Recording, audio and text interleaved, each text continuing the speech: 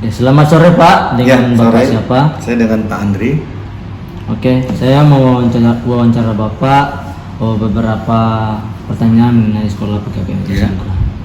Pertanyaan pertama, apa visi dan misi tentang sekolah PKBM Kasih-Anugerah ini Pak?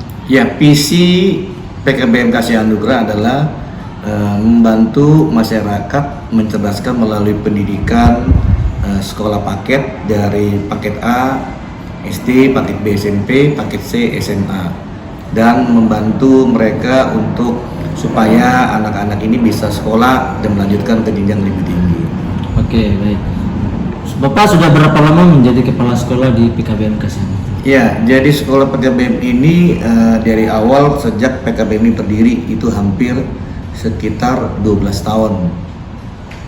Apakah ada suka dukanya tentang sekolah PKBM Kasih-Anugerah? Ya, suka dukanya pasti ada. Untuk yang pertama, untuk sukanya anak-anak ini kalau lulus paket C atau SMA mereka bisa ada yang bekerja, ya, ada yang melanjutkan untuk kuliah. Nah, itu untuk sukanya. Nah, untuk dukanya ya mereka masih banyak yang tidak serius dalam belajar, ya, karena keterbatasan lain dan sebagainya. Oke. Harapan kedepannya tentang sekolah PKBM Kasih-Anugerah ini apa Pak? Ya, harapannya yang pertama ya supaya anak-anak didik yang ada dari jenjang paket A, B, C itu bisa melanjutkan ke jenjang yang lebih tinggi, SMA atau dalam perkuliahan, dan yang kuliah pun bisa bekerja di manapun mereka ditempatkan. Seperti itu. Baik, terima kasih untuk waktunya. Oke, selamat pagi Pak. Selamat pagi. Dengan Bapak siapa? Nama saya Pak Abdi Tunggal, panggil saja Pak Abdi. Oke, perkenalkan saya Nurjun. Saya mau wawancara tentang PKBM Kasih-Anugerah. Hanya beberapa pertanyaan yang mau saya lontarkan kepada Bapak. Baik, pertanyaan yang pertama adalah adakah siswa-siswa di PKBM ini yang berperan mata rantai di masyarakat? Untuk keterlibatan siswa dan siswi di PKBM, terdapat beberapa anak yang ikut serta, terutama di bidang pendidikan. Ada satu siswa yang bernama Ferry yang bersangkutan menjadi asisten guru untuk guru pelajaran bahasa Mandarin. Oke, baik. Yang kedua, pada saat COVID kemarin, apa yang dilakukan yang bisa diperlihatkan anak-anak? Untuk aktivitas belajar selama masa pandemi kemarin, di sekolah PKBM sendiri menerapkan sistem physical distancing. Jadi kegiatan dilakukan secara online, belajar melalui online, contohnya Zoom dan aplikasi lainnya. Untuk kegiatan interaksi yang non online atau di luar jaringan dilakukan secara berkala. Jadi hanya beberapa orang yang dilibatkan dalam satu minggu, tidak semua, sisanya digabungkan di online. Oke, baik Pak. Pertanyaan yang ketiga, adakah siswa yang aktif di kesenian atau di olahraga? Untuk kegiatan kesenian dan olahraga di sekolah PKBM terdapat beberapa siswa yang memang memiliki minat dan bakat di bidang kesenian tersebut. Sisanya adalah sudah menjadi kewajiban guru tersebut untuk mendorong atau mengajak siswa-siswi tersebut terlibat dalam kegiatan kesenian dan olahraga. Oke, baik. Pertanyaan selanjutnya Pak, karya-karya apa yang bisa dibuat untuk anak-anak PKBM Kasih-Anugerah? Yang sudah pernah dibuat ya? Iya. Ya, jadi kalau untuk kegiatan karya ada banyak ya Pak ya. Sejauh ini untuk kegiatan berupa kerajinan tangan itu sudah pernah dibuat oleh beberapa siswa dan siswi di PKBM. Salah satunya kerajinan tangan dari pengolahan limbah, ya, contohnya botol plastik dikelola menjadi bunga. Kemudian kegiatan aktivitas cinta lingkungan dengan menanam pohon, dan kegiatan membuat taplak meja dari pewarna. Oke, baik Pak. Pertanyaan saya yang terakhir Pak ya. Apakah pernah mengadakan bazar di sekolah PKBM Kasih-Anugerah? Untuk kegiatan bazar per tahun sekolah PKBM selalu mengadakan kegiatan tersebut. Yang dilakukan di kegiatan tersebut contohnya adalah penjualan berupa kuliner, makanan, kerajinan tangan, dan berbagai produk lainnya. Apakah kegiatan bazar diupload di media sosial atau di mana saja media sosialnya? Untuk media sosial dari sekolah PM sendiri sudah menyediakan sosial media berupa Instagram, dan untuk kegiatan tersebut didokumentasikan dan diupload di Instagram tersebut. Oke, baik. Terima kasih Pak. Selamat pagi Bu. Dengan siapa? Ya, saya dengan Seni. Oke, saya dengan Mirjun. Saya mau wawancara Ibu hanya beberapa pertanyaan. Ya. Pertanyaan yang pertama, apakah benar kepercayaan masyarakat berpengaruh terhadap jumlah siswa? Saya mau tahu peningkatan jumlah siswa ini seperti apa Bu?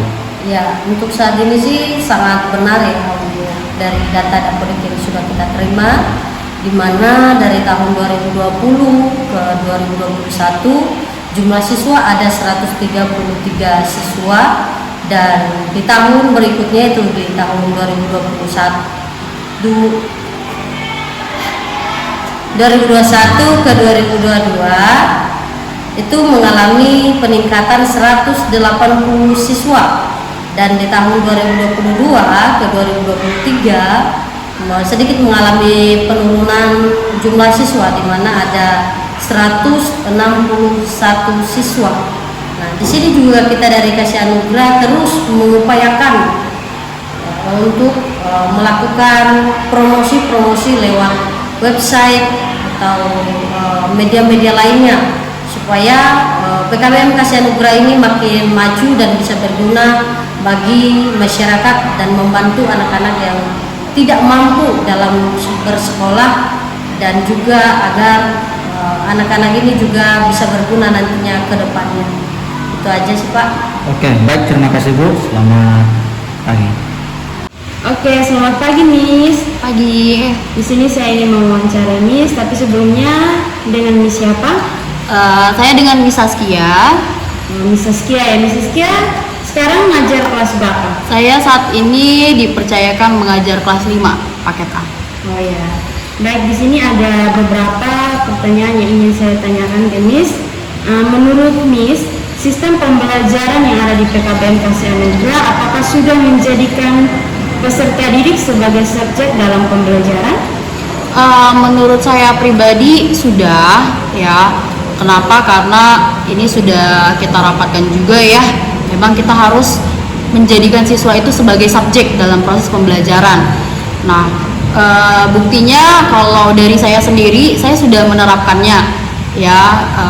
Ketika siswa menyampaikan pendapat, ya itu juga sudah termasuk bahwa kita menjadikan siswa tersebut sebagai subjek.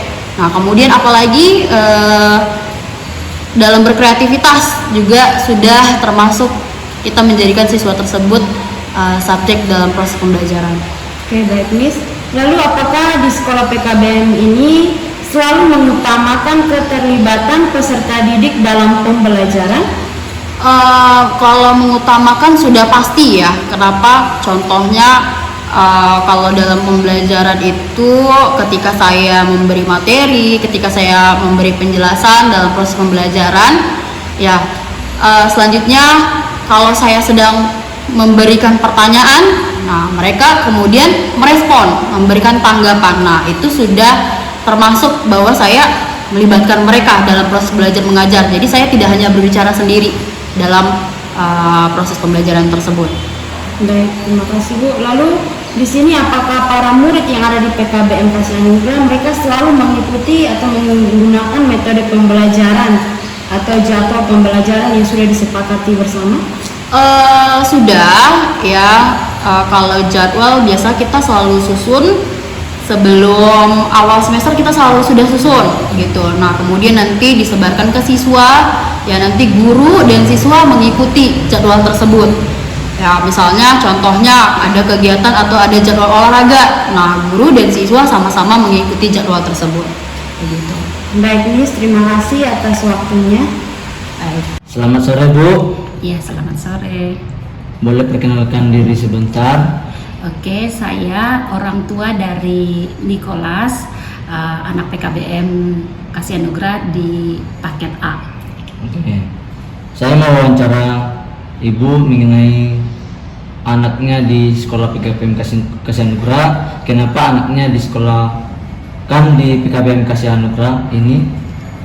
Karena saya tinggal di lingkungan dekat sekolah, jadi tidak memerlukan transportasi untuk mereka datang ke sekolah.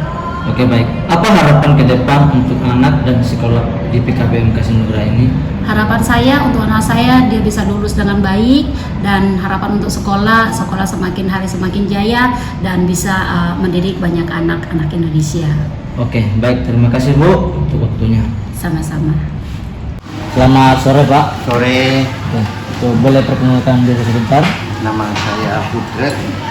Saya bekerja di Pemda DKI, Dinas Perhubungan, tepatnya di pengujian kendaraan bermotor di Kedawang Angke. Oke, saya mau tanya Pak, kenapa Bapak memilih bersekolah di PKBM Kasih Anugerah ini? Dalam hal ini, Kasih Anugerah itu lebih dekat ke rumah, Iya. dan apa yang saya harapkan itu paket saya IPA itu ada di Kasih Anugerah. Setelah berkeliling-keliling, saya baru menemukan paket A IPA itu ada di Kasih Anugerah. Oke. Apa harapan Bapak tentang sekolah PKBM Kasih Anugerah untuk ke depan? Untuk pelayanan sekarang bagus, dan selanjutnya semoga itu ditingkatkan dan semoga akreditasnya menjadi A. Oke, amin. Baik, Pak, terima kasih. Sama-sama. Selamat pagi Pak. Selamat pagi. Boleh perkenalkan diri sebentar? Perkenalkan, nama saya Paulus Srianto. Saya di wilayah Kulon Progo sebagai Ketua Kabupaten Progo dan sebagai Ketua di Kulon Progo. Oke, baik. Saya mau tanya Pak, bagaimana manfaatnya adanya PKBM Kasih Anugerah untuk di Tegal Alur ini? Pertama-tama saya ucapkan terima kasih pada Sekolah Yayasan Kasih Anugerah yang mana telah membuka PKBM. Itu sangat membantu, menolong bagi wilayah Kelurahan Tegal Alur, terutama bagi bapak-bapak, ibu-ibu atau anak-anak yang baru sekolah. Jadi suatu luar biasa sekali terobosan baru Yayasan Kasih Anugerah telah membuka PKBM. Mudah-mudahan kedepannya lebih maju lagi, sukses lagi, lebih jaya lagi. PKBM ini kami ucapkan banyak terima kasih. Oke, baik. Yang kedua, apakah dengan keberadaan PKBM Kasih Anugerah dapat membantu warga sekitar dengan kontribusi yang ada? Sangat-sangat membantu sekali, karena biar gimana pun PKBM ini adalah program kelas, intinya sekolah sore ya. Jadi bapak-bapak atau ibu-ibu yang putus sekolah yang ingin melanjutkan bisa mendapat ijazah dengan dia masih bisa bekerja. Jadi manfaatnya banyak sekali. Mudah-mudahan ibu-ibu dengan bapak-bapak di wilayah sekitarnya puas dengan adanya PKBM yang dibuka oleh Yayasan Kasih Anugerah. Terima kasih sebelumnya.